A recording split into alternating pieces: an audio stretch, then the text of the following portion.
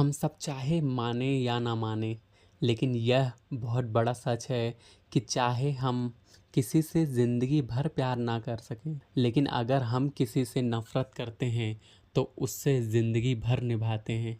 नफ़रत इंसानी मन की परमानेंट फीलिंग है, क्योंकि ऐसा नहीं होना चाहिए था।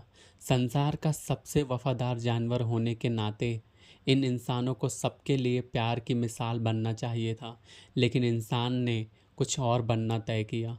ब्रजभूषण जी उर्फ पंडित जी ने अपने ब्लॉग में ये सब लिख रहे थे। किसी रीडर ने क्वेश्चन किया था कि महाभारत का युद्ध क्यों हुआ, और अगर भगवान श्री कृष्ण चाहते तो युद्ध को रोक सकते थे। इसी बात के जवाब में पंडित जी ने ये लाइन लिखनी शुरू की थी कि तभी बाहर से आ रहे तेज शोर की वजह से उनका ध्यान उधर चला गया। वैसे तो इस कॉलोनी के रेजिडेंट्स हर दूसरे तीसरे महीने शोर के आदी हैं, लेकिन आज हंगामा कुछ ज़्यादा ही था, इसलिए पंडित जी और सरला जी बाहर आ गए। उन्होंने देखा कि इस लाइन में लगभग सभी घरों के लोग ये शोर सुनकर बाहर आ गए। ये शोर भार्गव जी के घर से आ रहा था। उनकी दोनों बहुएं बहुत बुरे ढंग से लड़ रही थी। हैरत की बात यह थी कि ये दोनों आपस में सगी बहनें भी थीं। वैसे तो इनकी लड़ाइयाँ कॉलोनी के लिए ये आम बात हो बन चुकी थी, लेकिन आज मामला कुछ ज़्यादा आगे यानी मारपीट तक बढ़ गया था। कॉलोनी के कुछ बड़े बूढ़े आगे बढ़े और दोनों को शांत कराने की कोशिश करने लगे। भार्गव जी, जिनकी ये दो बहुएं थी, वो बेचारे एक कोने में अपना सर पकड़कर बैठे हुए थे। मन ही मन भगवान का शुक्रिया अदा कर रहे थे कि उनकी पत्नी विमला को ये दिन देखने के पहले ही अपने पास बुला लिया, वरना वो बेचारी तो ज़रा सी ऊंची आवाज़ से सहम जाया करती थी। इस हंगामे को कैसे बर्दाश्त करती। उसके दोनों बेटे अपने पत्नियों को चुप कराने की कोशिश करते हुए थक चुके थे। बच्चे बेचारे एक कमरे में टीवी देखने के बहाने खुद को उस टॉक्सिक माहौल से बचाने की कोशिश कर रहे थे, लेकिन उनके मासूम मन ने तो बहुत पहले ही इन झगड़ों से डर चुके थे, और पता नहीं उनकी पर्सनालिटीज़ पर इन बातों का आगे चलकर क्या असर होगा। बहुत मुश्किल से लोगों ने मिलकर उन दोनों को समझाया और शांत कराया, लेकिन तब तक अच्छा खासा तमाशा बन चुका था। सरला जी और पंडित जी अपने घर को लौट आए। लौटकर सरला जी पंडित जी से उन दोनों के बारे में ही बात करने लगी। सपना और अर्चना दोनों सगी बहनें थीं। सपना बड़ी थी और ससुराल में बड़े भाई की वाइफ होने की वजह से अर्चना की जेठानी भी थी। दोनों में बहुत प्यार था, नेचुरली जैसे दो बहनों में होना चाहिए। इसी प्यार की वजह से सपना ने अपने देवर संदीप से अपनी बहन की शादी करवाई थी, जबकि उसके ससुर भार्गव जी और हस्बैंड प्रदीप इस शादी के खिलाफ थे। वे जानते थे कि मायके की बात अलग होती है, वहाँ दुनिया की बातें झमेले नहीं होते भी हैं तो उनके पेरेंट्स आप तक आने नहीं देते। लेकिन शादी के बाद आपको बहुत सारी चीज़ों के साथ तालमेल बिठाना पड़ता है। रिश्ते बदल जाते हैं तो एक्सपेक्टेशन भी बदल जाती है, और उन पर खरे ना उतरे तो जीवन मुश्किल हो जाता है। सपना और अर्चना के केस में भी यही हुआ था। भार्गव जी की वाइफ की डेथ बहुत पहले हो चुकी थी। तब उनके दोनों बेटे प्रदीप और संदीप बहुत छोटे थे।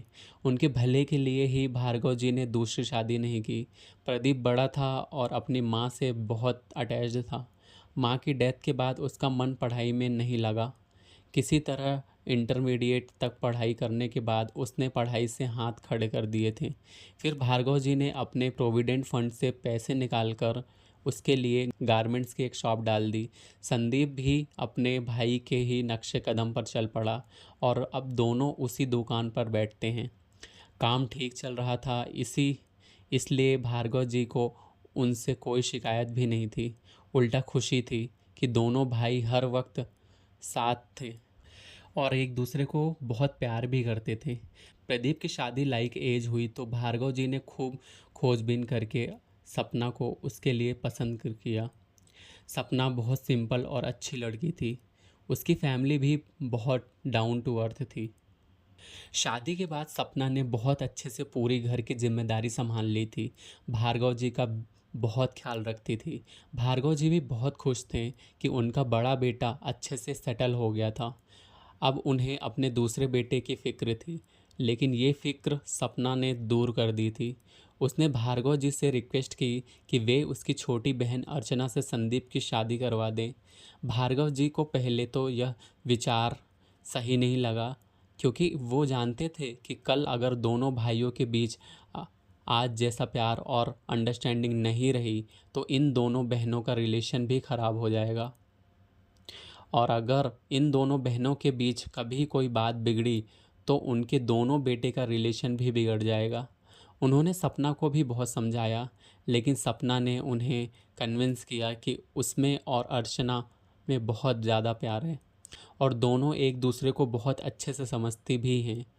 और फिर संदीप और प्रदीप भी तो एक दूसरे को बहुत अच्छे से समझते हैं, इसलिए भार्गव जी को अर्चना और संदीप की शादी कर देनी चाहिए।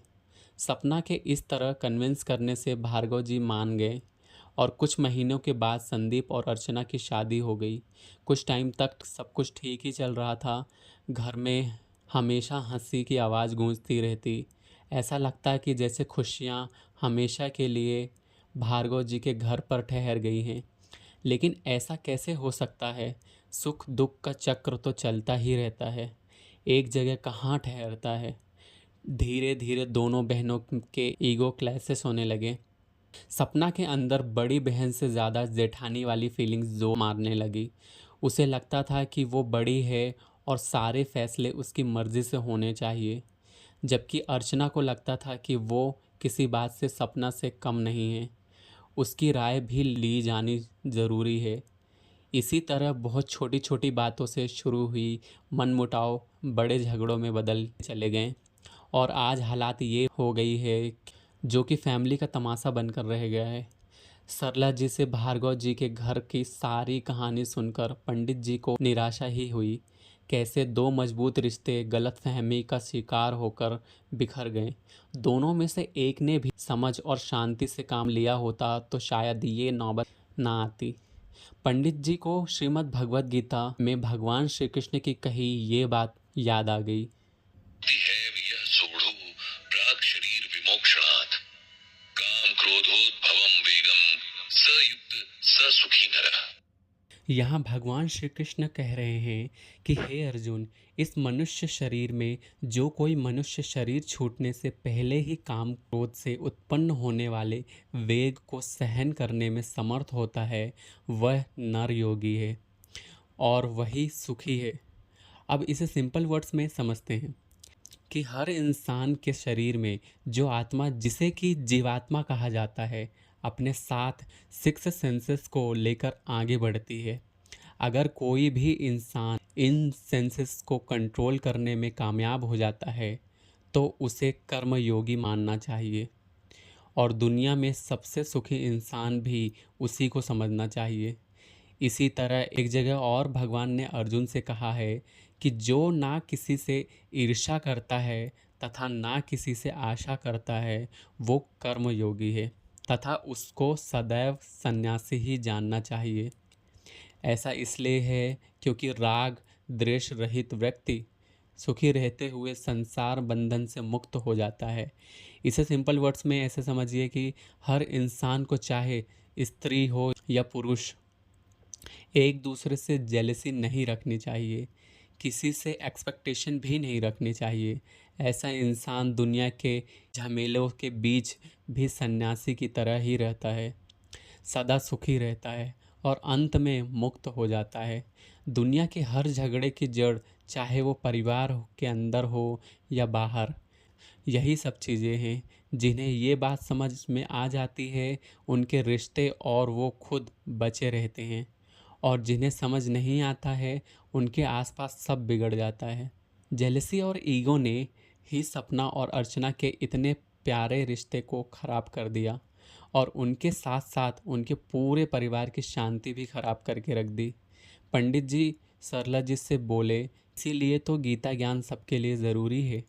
उन्होंने भगवान श्री कृष्ण से सपना और अर्चना को सद्बुद्धि देने की प्रार्थना की।